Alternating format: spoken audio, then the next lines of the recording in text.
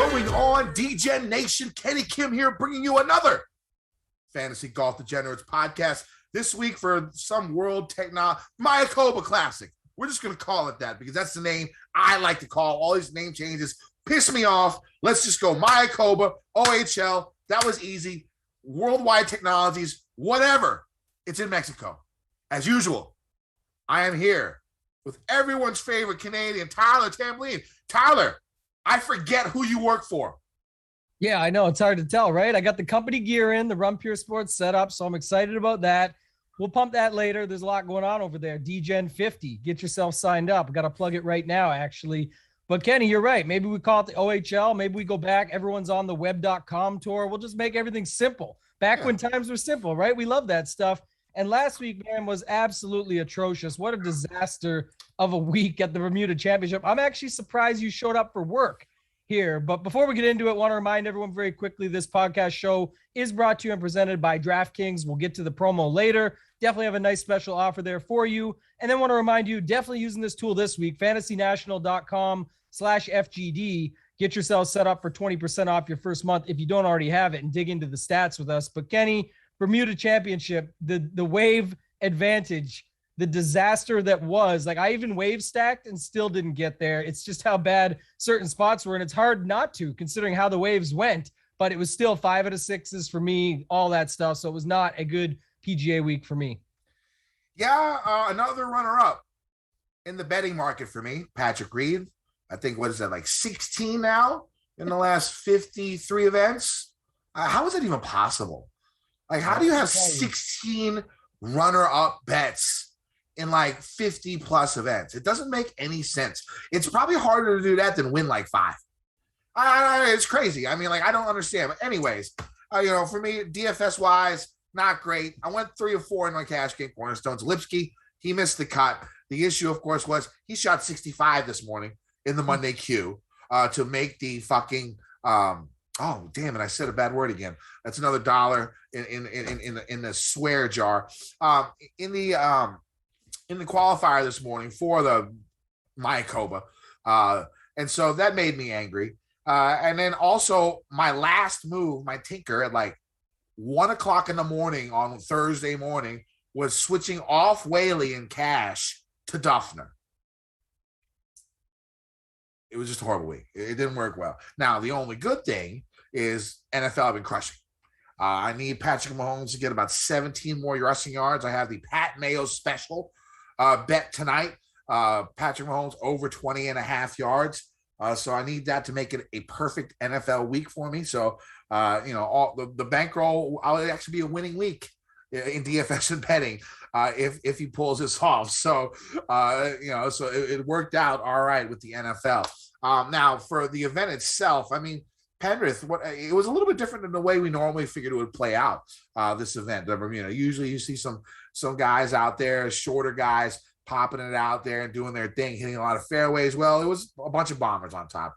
You saw Danny Lechambeau go out there and just doing some bombing, crazy swings like Bryson and working. I mean, he was crushing the ball out there. He had a little mini brain fart, literally like a 3-hole brain fart from like 12, 13, 14, where like, I think his like soul left his body and was watching from above and just seeing like what he was doing. Like, I have no idea.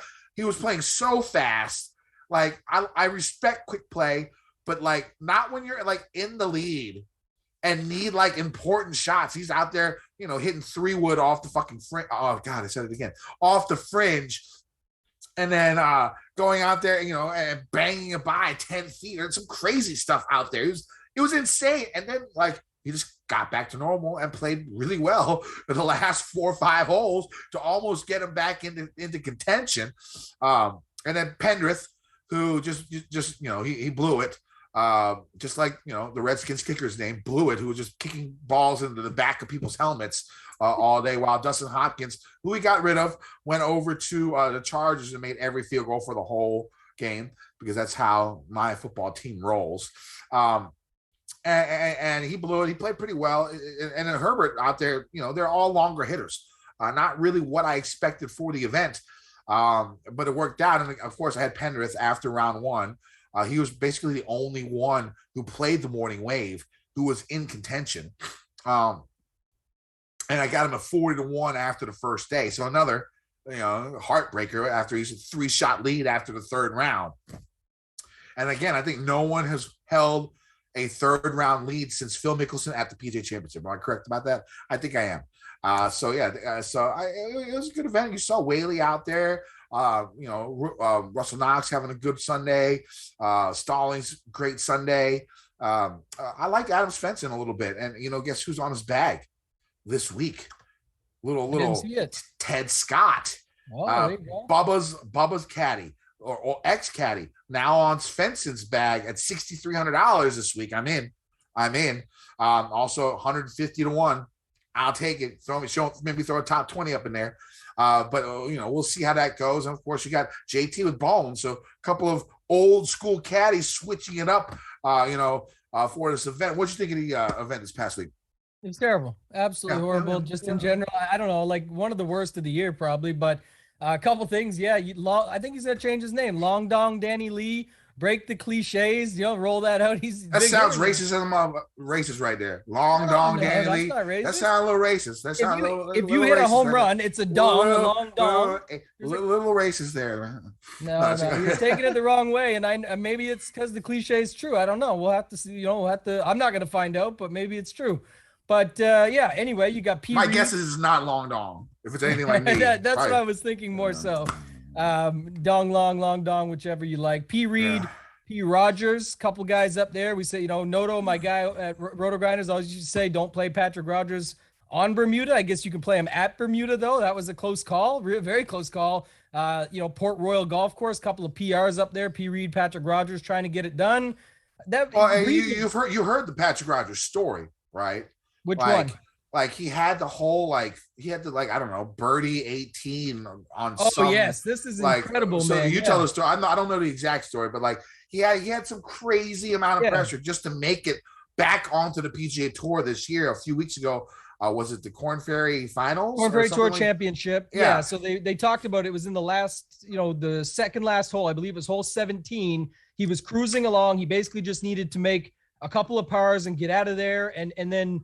Obviously, he needed a birdie after the fact of what ended up happening, but this is it. He goes out of bounds, or not out of bounds. He thought it was out of bounds. They go looking for it to try and help it. His partner, I forget the name of his playing partner, but did everything he could to possibly help him. Like people knew what it was, and they were out looking for this ball. And with 2 seconds left, when he found it, he asked the guy, he said, "What's the time?" He said 2 minutes, 58 seconds. And you, of course, have 3 minutes to find it. He said he made the best save from there that you possibly could have with what was on the line, saves par, goes on to birdie the last and get in, and he's all set to roll. I can't remember if he had to birdie last or was just a par, but he had to do what he had to do to get out. If he didn't par that, he wasn't making it though, and that was the way they framed it up, Kenny, was just perfect because they said that's the difference between grinding it out and back to the scratch and go back to the beginning or being on the tour playing for millions of dollars and then coming in fourth at the Bermuda Championship, which is a nice little paycheck there. If you check it out, I didn't see it, but it's definitely decent coming in fourth. The points that he gets out of this that will pay off later in the year. And he's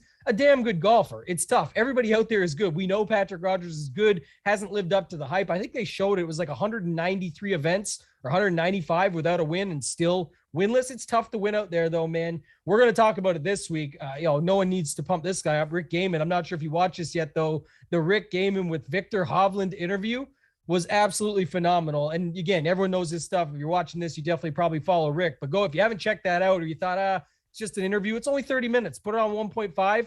It's phenomenal. Victor Hovland is super sharp, and he said it himself in there. It took a bunch of takeaways from that personally, but just in general, he said, man, it's hard to win out here. He said, when I go back and look at Christmas time and the end of December and look at my year and look back, he's like, I just want to see if I had some good finishes, like better than finishing T42 and built my way up the board. It's so hard to win out here, and that's the case for Patrick Rogers. So that story is phenomenal. I think it was Monday Q Info who retweeted or quote tweeted the story of one of the guys. And he also had another tidbit last week. Patrick Flavin, myself, Skylar Hook, Skyhook DFS, we were playing him back at the Outlaw Tour stuff and playing in those DFS events over on DraftKings during when coronavirus had first started off. Oh, you got the Outlaw Tour sweater on today. Rocking the Outlaw Tour. Nice. Yeah, so they had the tidbit on Flavin. He was 200-1, And I think he was 8-1 on a top 20. I took both of those later on in the week. It wasn't nothing special, but just to say, like, it was kind of fun. And there was another story on him that all his boys roll out a bunch of money bets. They put enough money so they can win 100K. Again, it's not that hard to do when you got a bunch of guys in 200-1 odds, but still, that's kind of fun. He was showing off pictures of the group chat of everyone rooting for this guy. I mean, that'd be incredible. I think that's a great way to do it.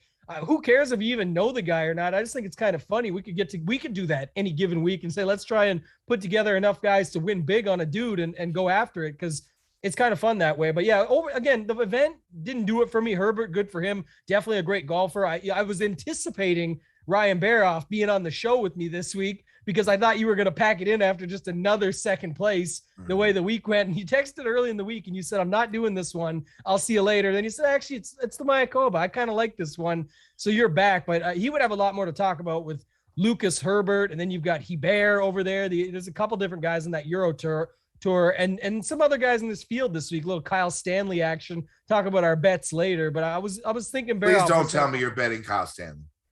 Maybe not, but please don't tell me you're betting Kyle Stanley. We'll scratch him off the list. Put him under the secret bets. No, we'll revert one of the secret bets and put him in there.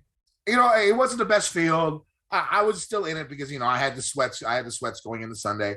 Actually, late in the Sunday with Pendrith and Reed. So I was fully involved.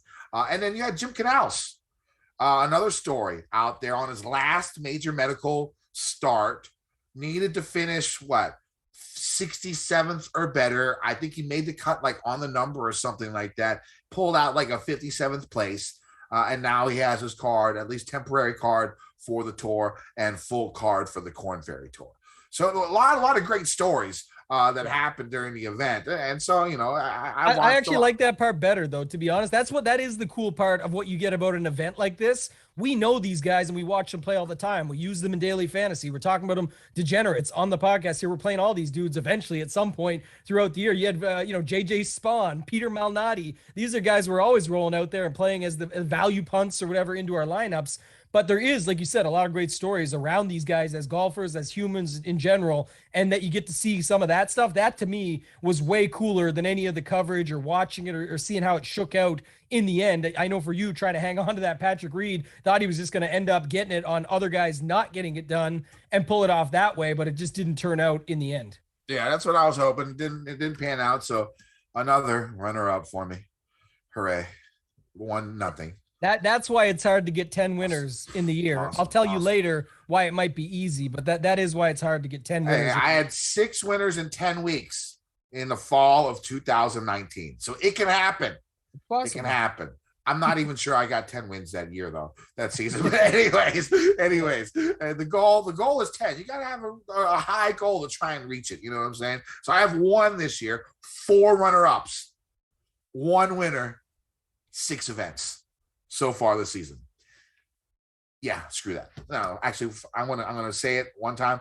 Fuck that. All right, no, that's $3 in the swear jar today. So I'm going a little bit overboard. But the Masters fun. The Masters fun. Yeah. Mayo knows now. He's looking forward to your arrival. Just put it. Yeah, just put it in there. Now, all right. So let's go to this week. Then we have I forget what the name. The Worldwide Technology Classic. This week from El Camaleon. So you just call the El Camaleon. That's a great name for an event. El Camaleon Classico. You know what I'm saying? That would be straight. I would love it. It would be awesome. It's at Mayakoba, of course, Missouri. 132 golfers around there in the field. Our top 65 ties make the cut. It's been played at El Camaleon since 2007. So plenty of course history here. Throughout the years, there haven't been too many first-time winners, and veterans have really dominated this winner's circle. 10 of the last 13 winners have been over the age of 30, but experience at this course doesn't look like a precursor to success, as 4 of the last 9 winners won on their first time playing this course. Even short-term horrible course history doesn't seem to be that big of a deal. As I saw last year with Victor Hovland, who missed a cut the 2 years prior before winning. The course doesn't necessarily favor bombers off the team. I think the only ones that were in the top 100 that have won here in the history in driving distance Harris English, Patton Kazire, Charlie Hoffman, and Hovland last year. The course played a little bit longer the year English won because it was really, really wet. The winning score usually around the high teens, so birdies are a must, but with all the trouble around the course, the layout can play tough, especially if the wind blows hard. The median cut line score here over the years is -1, so it's not like a cakewalk. It's not like it's going to be simple out there for these guys. The course, of course, is situated on the Caribbean Sea. Definitely a chance for wind. Now, the thing is, as you get a little bit, I'll explain this a little bit more later, but the wind doesn't quite as affect the course as much as it could at the Bermuda Championship, which we saw last week. Not quite as open, but if it blows, it could be a little bit tough.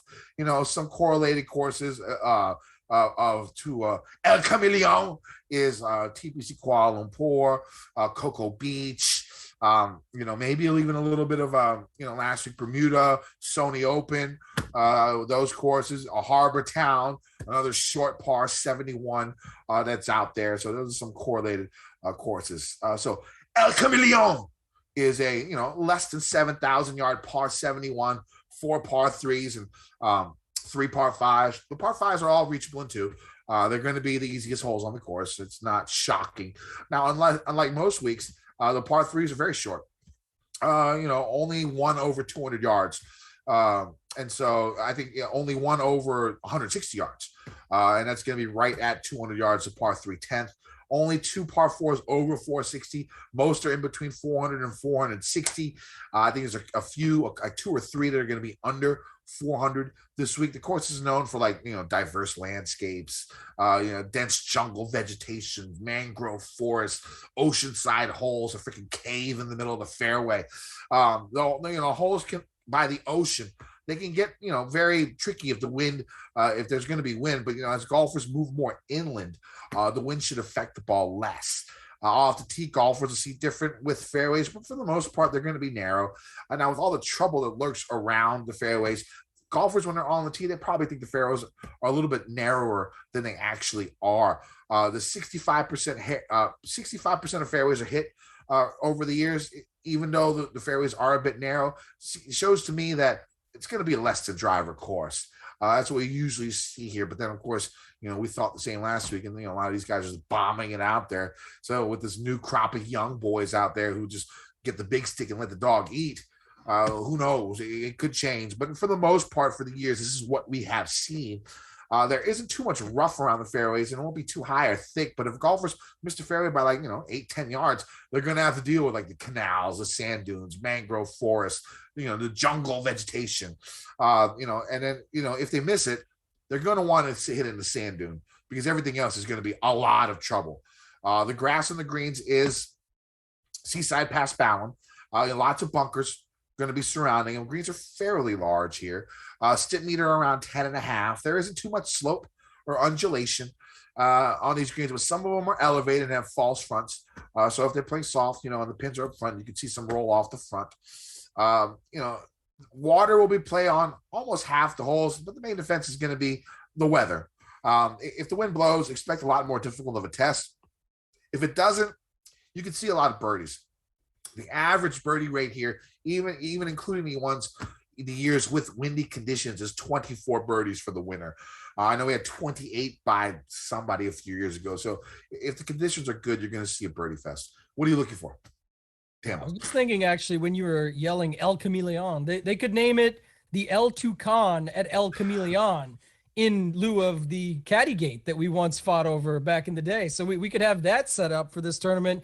Kuchar is here, by the way, so we'll talk about him later. But you mentioned most of it. I think one thing definitely to keep an eye on, again, we saw it last week, so it's no joke, but the weather possibility for a wave advantage to try at that angle again. I think you always should anywhere that there could be wind because you never know how it's going to shake out overnight. So I'll definitely be watching that heading into Wednesday night. And then also, just you mentioned the fairways. Everybody that talks about it, got to just hit these fairways, put yourself in a position to give yourself those opportunities. So I think that, to me, fairways, approach, a little bit of, par 4, par 5 scoring in general. I just think for the most part, all around golfers, we have a much better field than what we've seen. I'm definitely excited for this week. But before we get into the tiers, Kenny, want to remind everyone of the very special offer we have from DraftKings Sportsbook. NFL fans hungry for a big win this week? DraftKings Sportsbook, an official sports betting partner of the NFL, has you covered. New customers can bet just $5 on any NFL team to win their game, and if they do, you win $200 in free bets. Winner, winner, chicken dinner. It's that simple. If Sportsbook isn't available in your state yet, DraftKings won't leave you empty-handed. Everyone can play for huge cash prizes all season long with DraftKings daily fantasy sports contests. DraftKings is giving all new customers a free shot at millions of dollars in total prizes with their first deposit. Download the DraftKings Sportsbook app now, use promo code FGD, bet just $5 on any NFL team to win their game, and you win $200 in free bets. If they win, you win with promo code FGD this week at DraftKings Sportsbook, an official sports betting partner of the NFL. Must be 21 or older, NJIN or PA only, new customers only, minimum $5 deposit and $1 wager required, one per customer, restrictions apply. See DraftKings.com/sportsbook for details. Gambling problem? Call 1-800-GAMBLER. All right, so let's get to these tiers, Tambo. We got in the 10K range, Mr. Kepka all the way to JT. Plenty of 10K options this week. How you rolling? I don't remember the last time seeing this many 10K guys, let alone just five-figure in general, when you got JT up at the top too. So I kind of like how they've done pricing this week. They've spaced it out, made it so you can go a bunch of different directions. I do like some of the guys up here, though. I think, Hovland being the defending champion. I mentioned this earlier, the podcast there that he did with Rick. Just some crazy stuff, how this guy talks about life in general, analyzing things, being more efficient, stuff that he reads up on, things that he watches on YouTube, just all kinds of interesting stuff. But it happens to guys who are stoned all the time, So, I mean, when you're high possible all the time, you think like that, The funny part was he actually said, he said he watches a bunch of random stuff that he won't tell anyone about. And then Rick kind of got it out of him. He watches like Metal Gear video reaction videos because he's into heavy metal and he doesn't hear the album first, so he wants to watch it with somebody on YouTube to get a reaction out of it. Like they're doing reactions to the video or whatever, and he goes and watches it that way. And then he also said something about watching guys that do steroids and how it affects the body. He's just right off the map, man. So anyway, if you haven't watched it, you got to check it out. It was by far the best thing I've watched all day. So that was incredible. But the thing I'll say about him, Kenny, is I don't know how popular he. I don't really care. I kind of like the other guys around him here. You mentioned Bones on the Bag. That's, second time coming now. Obviously been on it before in the past for a win. I think that JT makes sense up here, and some may avoid him with the guys that we have underneath that are pretty appealing. So I like JT as the only guy in the 11K range. And I really like Abe Answer. He's my guy this week up top here. I'm sure he will be for others as well. But when you have this many choices, I'm going to kind of hone in on this spot here. So Answer, really strong across the board stats wise, hits a lot of fairways, greens, just a complete all-around game. This is the perfect tournament, I think. So I really like him in this spot. And then down at the bottom, it's a little pricey for these guys, but Hatton and Billy Horschel, kind of interesting. Just if you go back at the similar type courses, the shorter courses, the stuff that lines up as far as the comp courses. And then, of course, the stats that we're looking at over at Fantasy National. Again, fantasynational.com/FGD. Get yourself 20% off your first payment. Who do you like up top this week, Kenny? I'll go with my first favorite GPP play up here, even though I do have my cash game cornerstone up here, which you already talked about. But my favorite GPP play up here is going to be Mr. Tony Finau. I know I'm thinking sub 12% ownership with all the other guys that are going to be up here. I don't think he's going to garner that much ownership. He's coming off an injury. He should be healthy now that he's playing. But when I look at his baseline stats for normal, just, no filters, it doesn't look that great. But then when you put in short courses, his baseline stats get tremendously better. For some reason, everyone thinks Tony as a bomber, which he is, but he plays the short courses pretty damn well.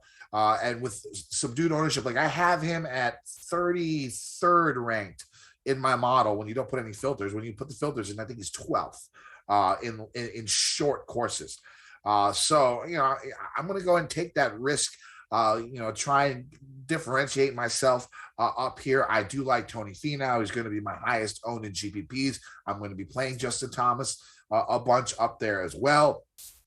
But my first cash game cornerstone is going to be Abe Answer. He just fits this course. He has played El Camaleon very, very well over the years. We've seen what Hideki did at the Zozo. I could see him or Ortiz do the same thing this week at this course. They both have great course history. I'm going with the home favorite as my first cash game cornerstone. Now, in this 9K range, I sort of like Scotty Scheffler a little bit. Another guy, when you take driving accuracy, I think it was PGA Tout put out something where he when it took driving accuracy in normal courses and then less to driver courses, Scheffler hits a lot more fairways. So I sort of like him, lots of birdies. First and birdies are better gained in the last 50 rounds. You're going to need a ton of birdies here. Top 10 in DraftKings points as well. I like Scotty Scheffler a bunch. I like Gucci Mane at 9,000. Another guy who I think people are going to look at his price and be like, I'm not going to play him. And he's had a really, really strong fall. Another guy who hits a lot more fairways and whose baseline stats improve tremendously on shorter courses. So I like Gooch as another low-owned possible golfer in that 9K range. And my second cash game cornerstone is going to be Mr. Patrick Reed, another guy whose baseline stats improve tremendously on shorter courses. We saw what he did last week. It looks like he's back from his sickness. His game is there. If the wind picks up, even better. So I like Patrick Reed as my second cash game cornerstone. Tambo, who are you going with in the 9K range?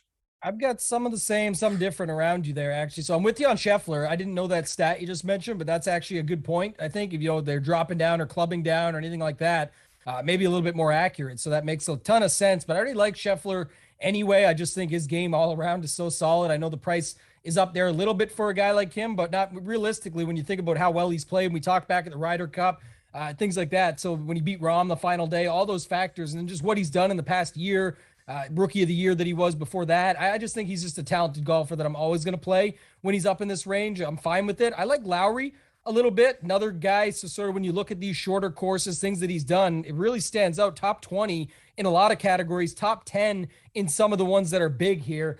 Can definitely have a good all-around game. He's 9,300. So I like him. And then I get the Gooch call. I like some guys in the 8K range I'll get to in a second more, but above him even Will Zalatoris. This to me is like a perfect spot because you can get him, the hits fairway, hits green. His struggle is usually, can he make enough putts? And price is down a little bit from some of the guys above him. 9,100 still a little bit much, but when you think about just maybe the little bit slower greens, things like that, just the resort style course, I think he can make some sense at 9,100.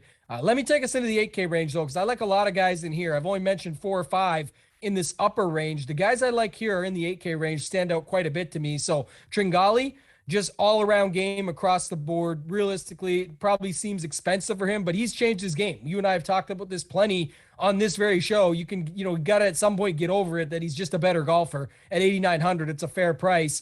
Fitzpatrick, priced way down now from what he was. Again, of course, the field strength changed, but I think, you go back to, we talk about it, Harbor Town, places like that where you can play well. Fitzpatrick at 8,800 seems like a pretty good discount that we're getting here. Coming off the 30th, in Bermuda, where there was already comparisons to things like Harbor Town and weather and all the stuff that he would play well in. I think we have a lot of similarities here with him. And then dropping down, there's guys at the bottom of the 8K range I like a ton.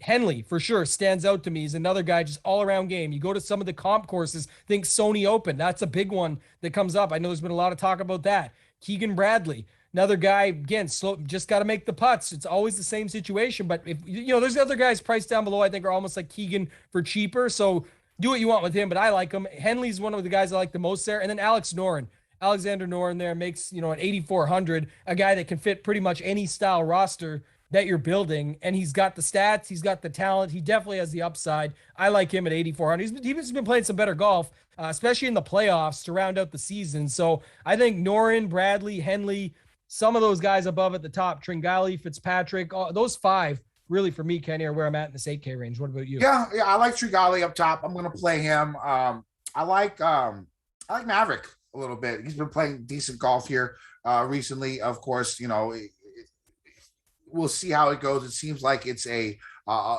fall is when Maverick is going to have his breakout. And I like him this week. Keegan, I like. Henley, I like. Henley it pops in all the models, short course, long course, everything I'm looking for in this event that, he works out for me. So I like Henley. Henley's probably going to be my favorite play in the 8K range. I like Sergio. Now, the stats won't show you too much, especially if you go last 50 rounds. But, as a guy who's one of the best tee to green, who, can still hit it far, but still is supremely accurate off the tee.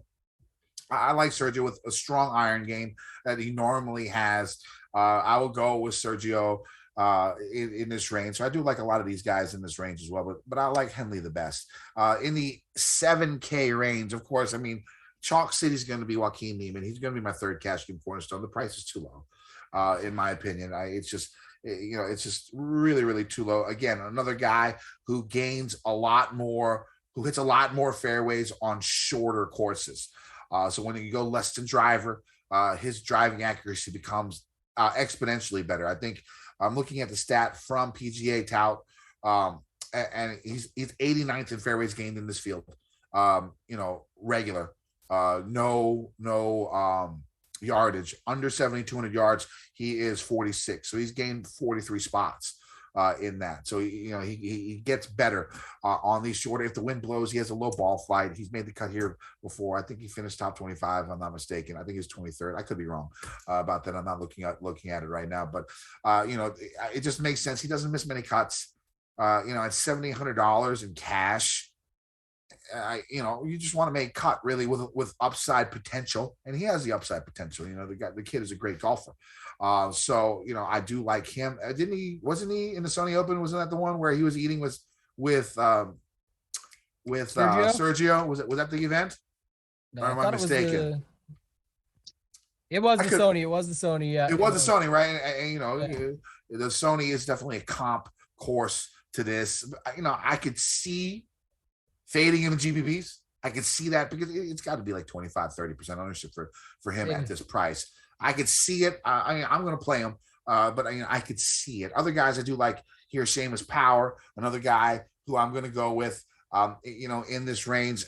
Again, like when it comes to his numbers, he's very, very strong. Especially in the last 50, tons of birdies, tons of DraftKings points, one of the best on par fours in this field in the last 50 rounds. Ortiz, like I said earlier, I'm going Viva la Mexico down here. I think these guys can go ahead and they're going to be playing in front of their home crowd. They're going to be extra motivated. You saw, I think they have like 4 or 5 top 10s between them at this event in the last few years between Answer and Ortiz.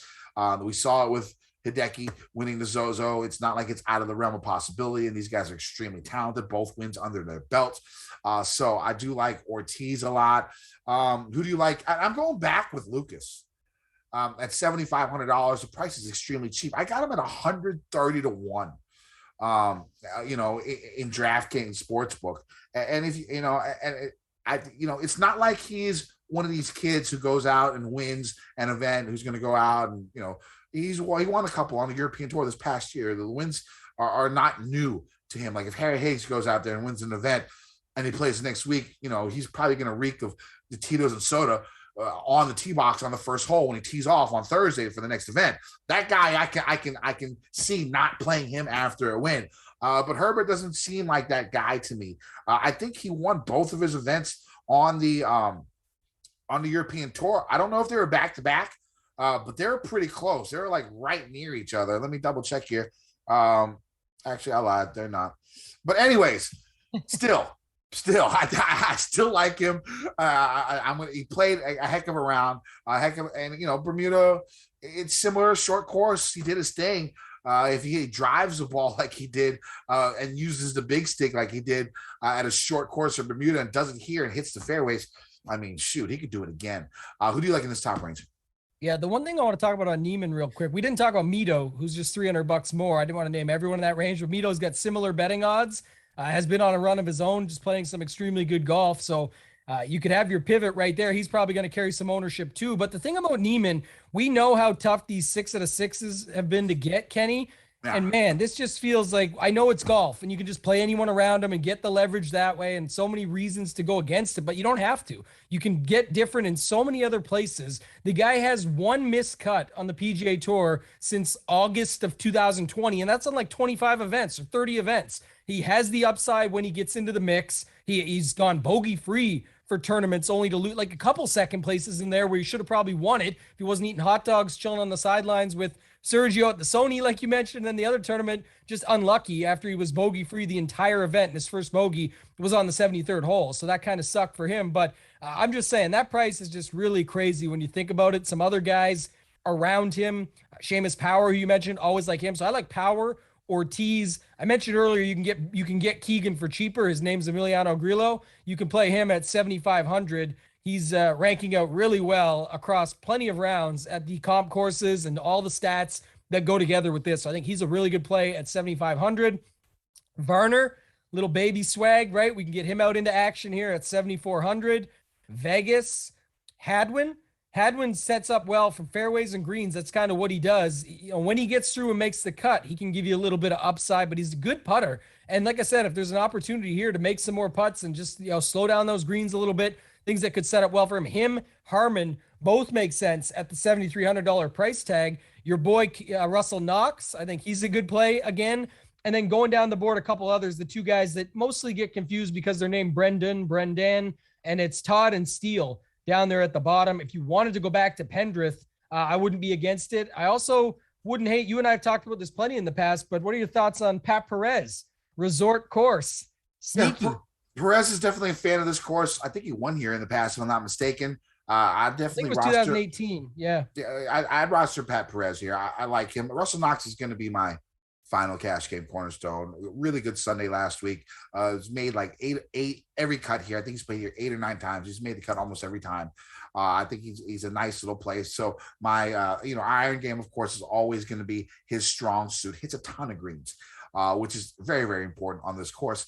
And so I'm going to go ahead. So my cash game cornerstones going to be Abe Answer at 10-7, Reed at 9-5, Neiman at 7-8, and Knox at 7-3. Still leaves you like 14-7 to finish out your other line, the rest of your lineups. And going back to Lucas Herbert, when he won at the Irish last year, he the following week he finished 4th in Scotland.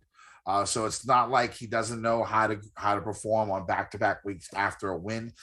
So I do like him. Like I said earlier, CT Pan, I know he burned a lot of people last time he was in. I think his ownership is going to be very, very small. His only win, I think, was at the Heritage, if I'm not mistaken, with another par 71 short course. So I do like CT Pan as another low-owned guy down here. Brendan Todd, of course, is another guy I will play. This seems like his type of course. Fairways and greens, that's what he's good at. I like Steele, and I like Joel Dahman.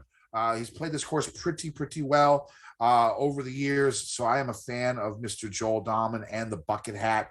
I'm going to go with him this week. Again, really strong with birdies, especially on shorter courses. I mean, top 20 in birdies are better.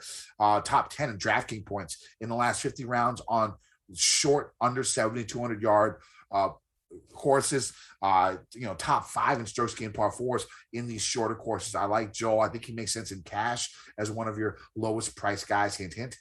So I do like Mr. Joel down here.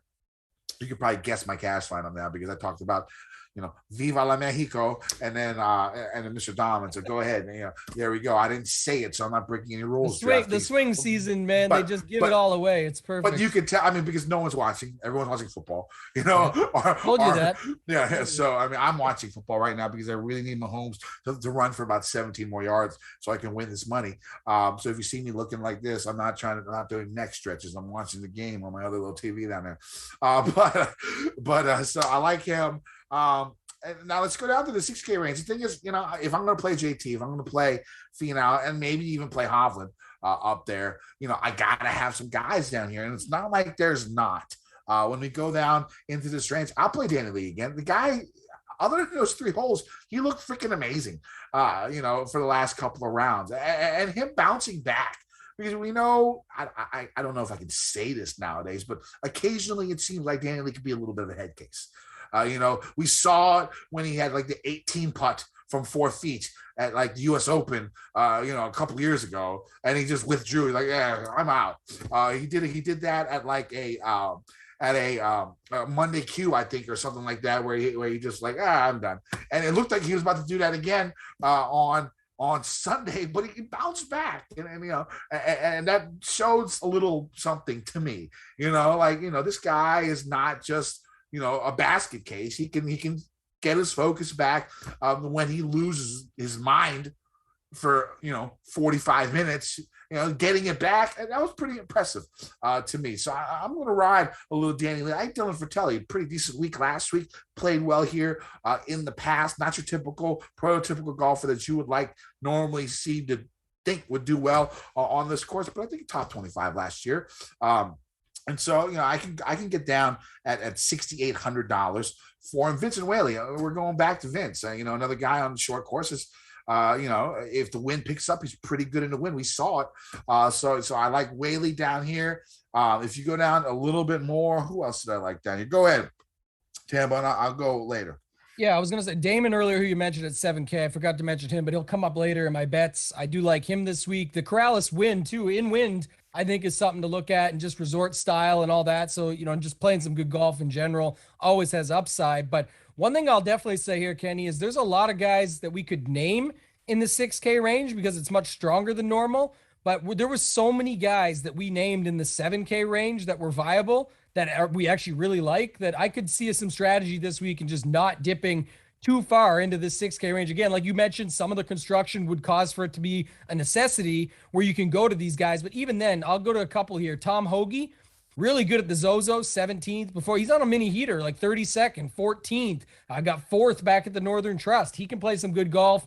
I like him. Chris Kirk seems pretty underpriced for at least a made cut, and then has some upside from there. So I like his game across the board. And when you look at his stats over the long term on similar style courses, these shorter courses and whatnot, he gets some of the most rounds of any guys down here in this range in the last year or so, and really good numbers across the board, top 20 in pretty much every category. So I like him. Bryce Garnett has done pretty well. I think he makes some sense down here at his price tag.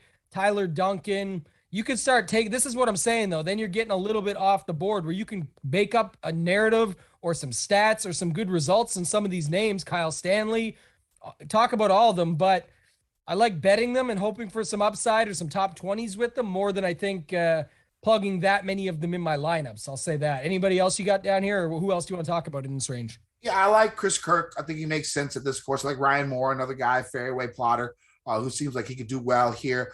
Davis Baba O'Reilly. I'm a fan of him. He played pretty well this past weekend. I like his game. Stats won't show it, but he's been a pretty good amateur player. So I'll take a little nugget of Baba O'Reilly there. And then Svensson, like I talked about with Ted Scott on the bag. We'll see if that helps him out. Pretty good, pretty decent showing last week. Respectable. I'll go with the Canadian down there with Svensson. All right.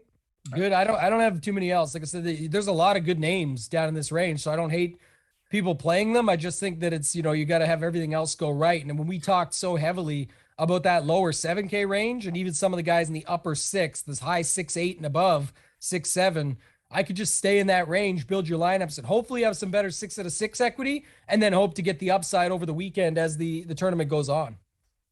All right, that sounds good. Let's go to bets. I went overboard this week with my bets. Here's the thing. I took a lot of long shots. I bet 3 golfers. I bet 7 golfers over 80 to 1. And then I'm going 3 golfers under 80 to 1. I have a 10-person card, so make fun of me, laugh at me, throw shit. Man, it's another $1 in the swear jar. Throw stuff at me. You can laugh. That's just what I'm doing this week. Probably because I want to win. And I hate having runner-ups, and I want to murder somebody every time I get a runner-up. And I'll probably have like 2 or 3. I bet there'll be like a 3-way tie for second, and I'll have 3 of these guys on here. That's probably what's going to happen. But let's go ahead. I'm going 20 feet out. 20 to 1. Patrick Reed, 35 to 1. Joaquin the Dream Neiman, 45 to 1. And the rest are bombs. We're going Ortiz 80-1. Herbert 130-1. Davis Baba O'Reilly 200-1. Adam Svensson 300-1. Mr. Scott Stallings, we didn't talk about him. 10 under on Sunday in absurdly hard conditions. I think he beat the average score that day by like 10 strokes. So I will go with Scott Stallings at 140-1. Russell Knox 100-1. Danny Lee 130-1. So you see how I'm betting it. They're all huge long shots. A couple over 200-1 out there. So yes, lots of bets. I'm going a 10-person card. I'm not going to add to it for this week. This is going to be my card. But only 3 under 80-1. We're doing long shot week this week. You don't want to add any more to that list? I think I'm good, dog. I'm good. I'm good. I said earlier, this is how when you make a statement that I'm going to pick 10 winners this season, this is how you increase your odds at picking 10 winners. Bro. Exactly, bro. Hey, but here's the thing. But the thing is, how many 100-1 winners do you get? I have 6 in my card this week, so the odds aren't that great. But I just got a feeling it's going to be somebody from down low when it comes to it. We've seen, unless Finau or Reed or Neiman want to win. If they want to win, that's cool with me too. Yeah. But other than that, give me a long shot. Give me a long shot this week. It's going to be JT or Hovland by a touchdown or something instead. That would suck. Yeah, that's going to be horrible. But yeah, here's the thing. All those bets that I have, I bet the amount. I usually bet around $100 a week. This is way less than $100 a week. I'm at like $77 a week, trying to win like $500. I'm at 70. So I'm like over $20 less amount bet than a normal week with 10 people I bet on. Right. No, that's good. Like you said, you got a lot of long shots. So hopefully one of them gets there and then you're good to roll. You don't have to worry about it. You're on to the next week. So for me, Answer, I got 26-1. I like that bet. Neiman, I got at 60. So a pretty good number there. I know it dropped at a lot of places already. So I took that one. Knox, though, I didn't get a bet. You had 100. I only got him at 75. Grillo at 80. Joel Damon at 110. And then I said earlier, I thought we were going to bear off on the show. I know you'd hate this, but Kyle Stanley, 175. I'm definitely going to top 20 that because he's not winning. But you never know. Crazy things have happened. Shit, Patrick Rogers almost won last week, and then he didn't. So that's probably what would happen if Kyle Stanley was in the same area or in the realm of having the potential to win. And then lastly, Tyler Duncan, 275-1. Again, remembering got the each way on those guys from 60-1 and up, and then Answers just straight up. So we'll see what we can do this week, Kenny. And just remember, I don't have the each way on any of my guys. So you want to throw some top 20s out there, something like that on those bombs. That might not be the worst play in the world, but I'm not going to do it. I'm going straight outright. Give me a winner. I feel it. Tony Finau win. Tony Finau is going to win. All right. Anything else? I don't think so. You can find me on Twitter at KendoVT. You can find my article on gupscorner.com. Use promo code DGen20. Save 20% off a membership to Gups Corner. This includes all sports, not just golf. Gup had a huge week this past week in college football. They've been crushing it in college football, in NASCAR, in MMA. Go check it out. It also includes a risk-free 7-day trial just to test the site out. So go to gupscorner.com. Yeah, same style situation. You can find me on Twitter at ToeTagAndTambo. Add me up there. Hit me up if you have any questions, want to know anything. And then, of course, Run Pure Sports. Wearing the gear, mentioned it. Head on over to runpuresports.com. Use promo code DGen50. Get yourself 50% off your first month. Again, all sports, everything I'm doing, especially if you want to follow my stuff for NFL. Had a big week, Kenny, in NFL. You talked about it earlier, but that was a nice way to round up my week. 2 King of the Beach tickets to round 1. So hoping I can get through to the top 75.